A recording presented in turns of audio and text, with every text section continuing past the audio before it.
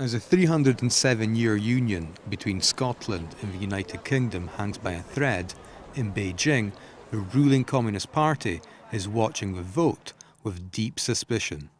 Chinese state media warned of the dangers of nationalism.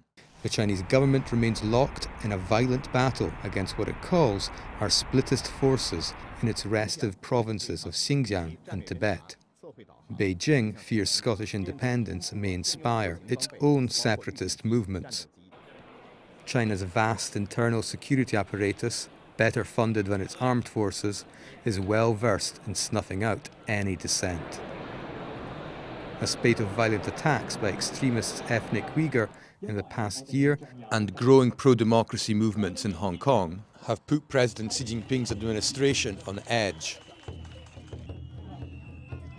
In the wake of this heightened suppression of cultural, religious identity in Tibet and Xinjiang. So I think the result of the referendum, I think, will be watched closely by people in Tibet and Xinjiang. In addition, of course, to the exiled movements, the Xinjiang and Tibetan exiled movement, they would be watching carefully because this will give them a sort of if not a moral high ground, at least a good international precedent. And to this extent, Beijing will be worried. Beijing's militarization of Xinjiang is alienating an already weary Uyghur population. In July 2013, the FT interviewed Ilham Tohti, a well-respected economics professor and outspoken advocate of peaceful dialogue between Beijing and the ethnic Uyghur minority.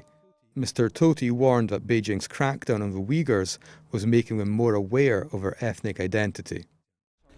所以呢，就是我认为维吾尔族这种现代民族的认同越来越强。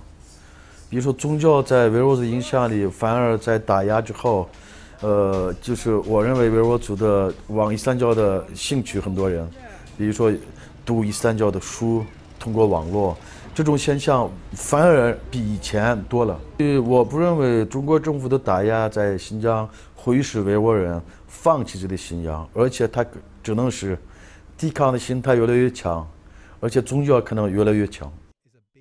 Shortly after talking to the FT, Mr. Tohti was arrested and is now facing charges of separatism.